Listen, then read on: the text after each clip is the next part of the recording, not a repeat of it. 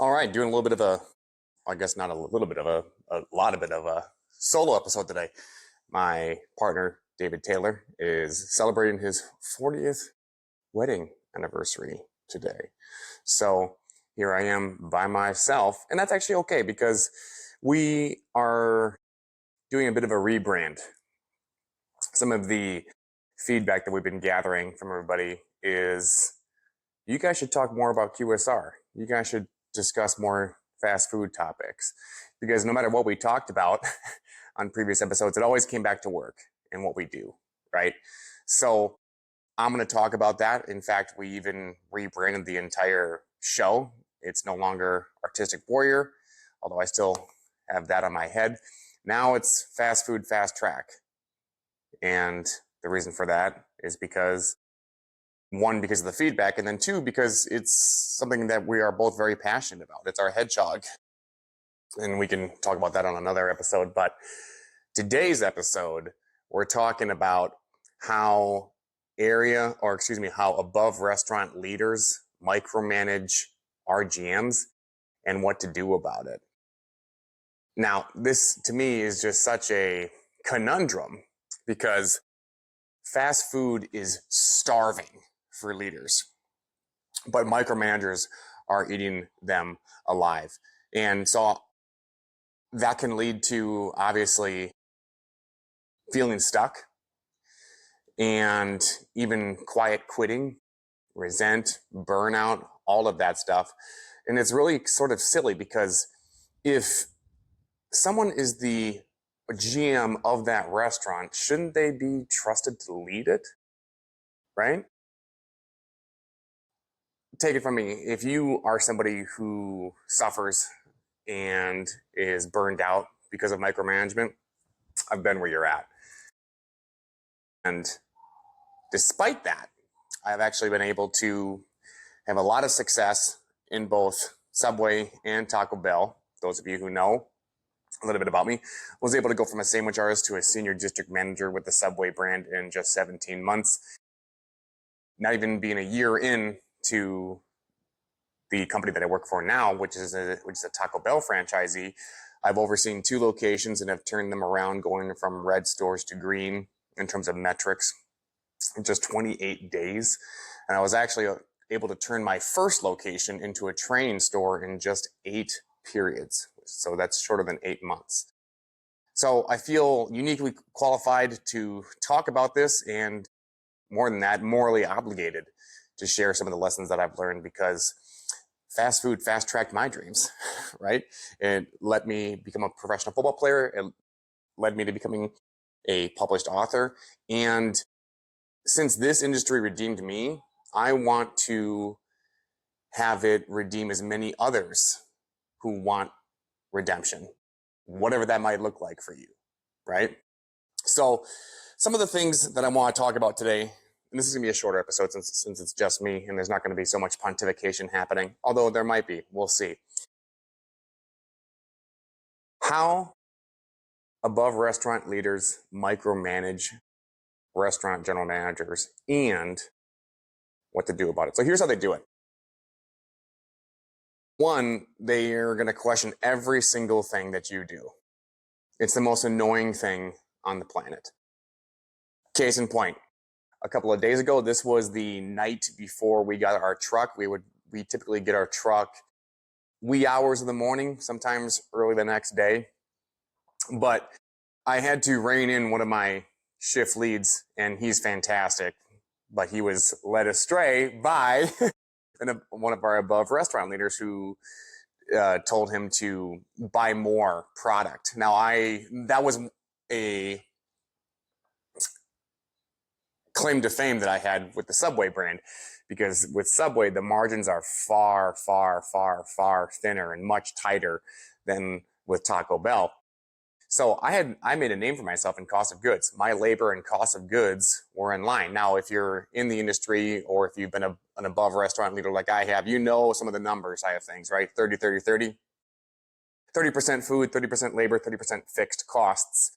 Now, all 16 of my units at Subway came in at or under prime, which is considered 55% combined food and labor.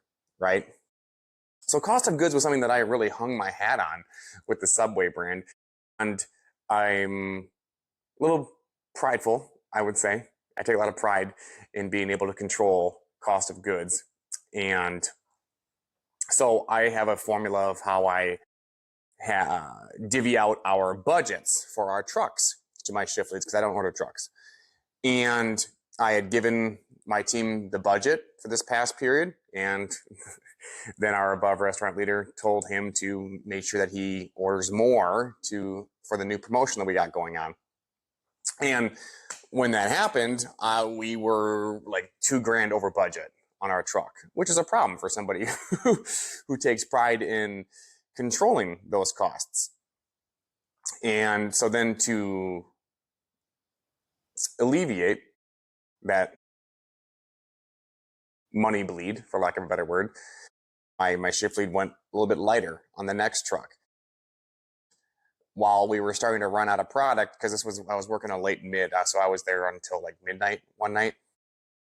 And so we're starting to run out of product, and people are panicking, and I'm just like, guys, everything's cool. It's all good. But we get our truck in a couple of hours. Like, this actually means that we actually did a pretty good job with the truck, right? Because you don't want to have an overabundance of product, right? And so when you start running out just as the truck is starting to come, right before the truck's starting to come, you're in a pretty good spot. And so around 11, midnight, we're starting to run out of things like, or be in our last bag of fried products like nuggets, fries, lettuce, things like that. And so I had to go on to the back end on the company website, the control center, and just start toggling items off as the night went on from digital orders. And then I had an email the next day from our above restaurant leader questioning why everything was turned off.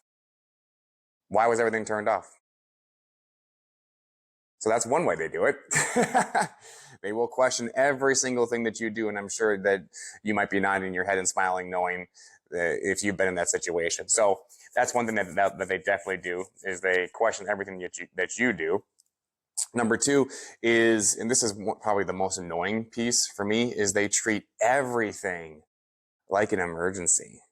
Every single thing is an emergency. From any e-learning that needs to be done, from new hire minor paperwork that needs to be submitted to HR, to running out of product hours before getting a truck, the store not having enough closers. I mean, everything is an emergency. And again, the way that I framed it for my people when I was in the store and above the store, it's just like, hey, guys, we're making subs, right?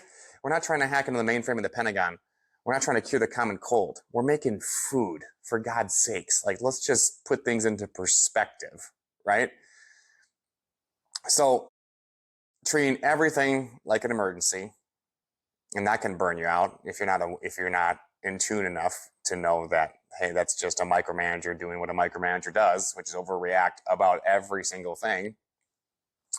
And then lastly, they think that everything is important, and that's such a huge mistake.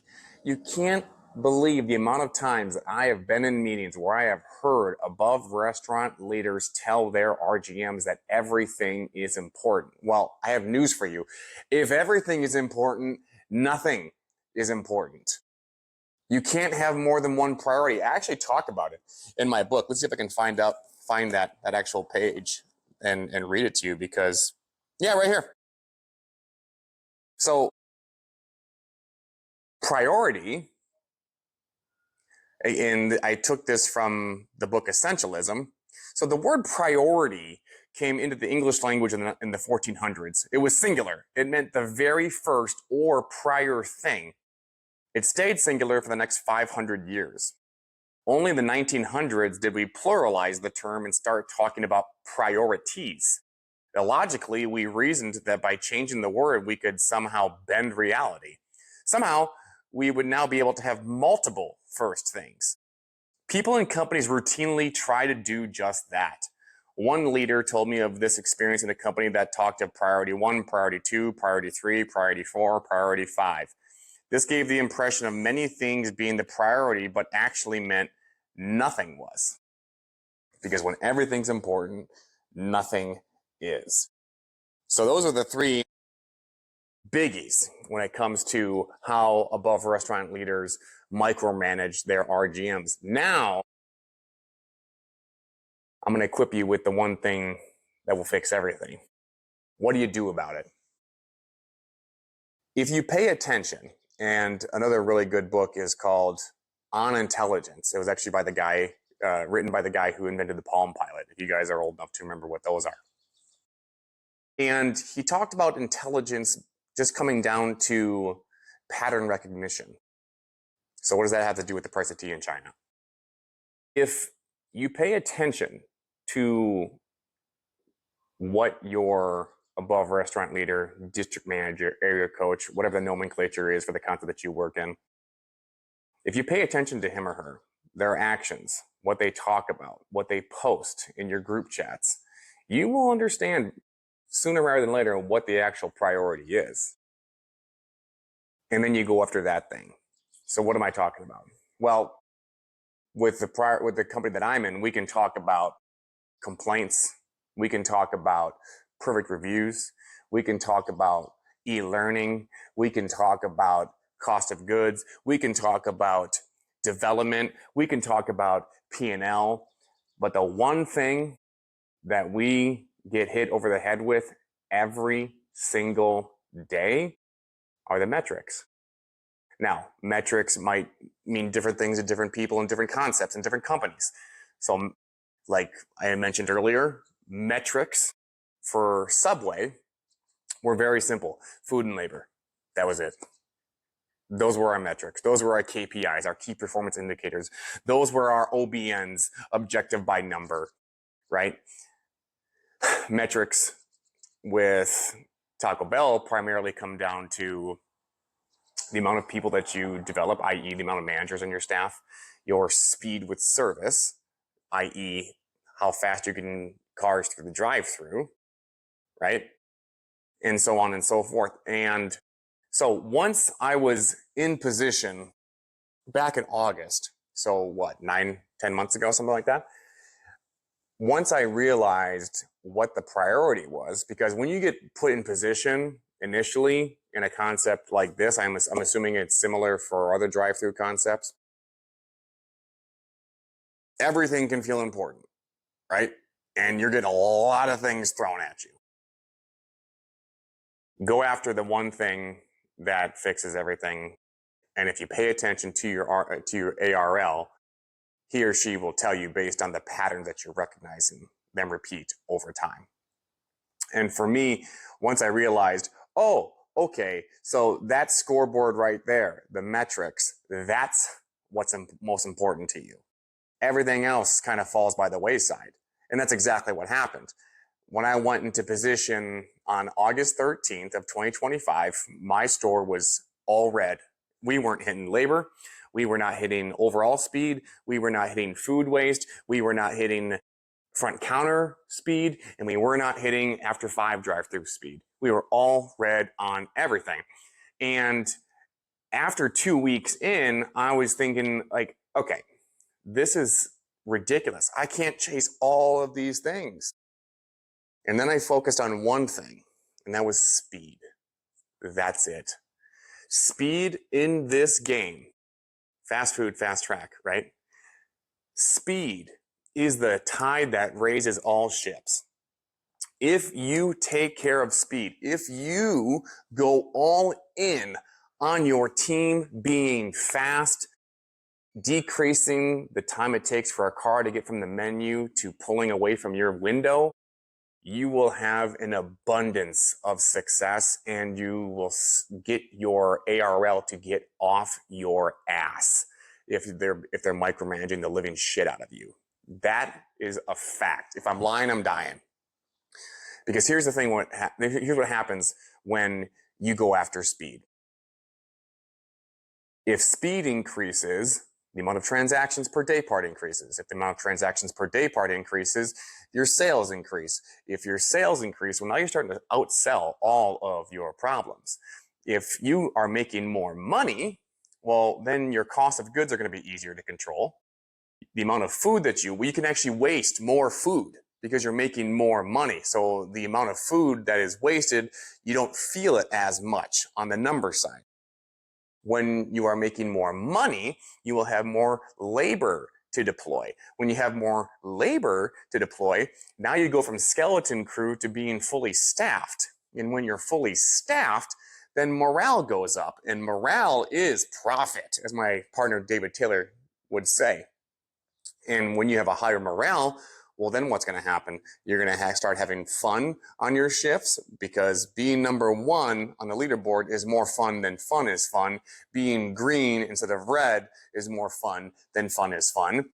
When you have a good morale on your team, you're going to deliver a better customer service. When you deliver a better customer service, well, then you're going to start getting a better reputation from the above restaurant leaders. And when you start having a better reputation from the above restaurant leaders, you're going to start to become trusted. And when you are trusted, you're going to stop being micromanaged. Or if you're still being micromanaged, you can just ignore them because you know what the priority is. Case in point, the other night when I got that email that was saying, hey, why did we turn all these products off? I didn't respond. Why? Because I know that they know they can trust me because I can deliver the results. And what are the results? The metrics. Because I know that's the priority, because I have paid attention long enough to know from my ARLs that that is the priority. And then when I knock that out of the park, everything else just doesn't seem to be as important. You know why? Because that is the case. Because when everything's important, nothing is important. And this game is built around speed. And so if you can go all in on one thing that will change everything, I'm telling you guys, it is speed. So, to recap, fast food is starving for leadership. Leaders like you. Micromanagement might be eating you alive. They're questioning everything that you do. They're making everything feel like an emergency. And they think that everything is a priority. To hell with all of that. Perform. Pay attention to what the priority is, and then go all in on that. And if you're in a true fast food drive-through concept, it's probably going to be around speed. It's probably going to be around speed. Okay? Now, here's what I want you to do. That is just one of 3 things that you can do to go from RGM to a trusted leader in just 28 days, even if you're being micromanaged. And I have a gift that I'd like to give to you. You won't know those 3 things unless you download the gift, and that is that 28-day playbook. I will put it in the show notes. You can also find it at huntercharneski.com. Download that playbook so you can go from being an RGM to a trusted leader in just 28 days, even under micromanagement. And if you need more resources, be sure to buy my physical book, The Way Out of Self-Sabotage into Self-Mastery. Give this episode a 5-star review, share it with your friends, and again, be sure to download that resource. It's free. The only thing that costs you is an email address. Again, that's the playbook that's going to help you go from RGM to trusted leader in just 28 days, even if you're being micromanaged. That's all I got for you guys today.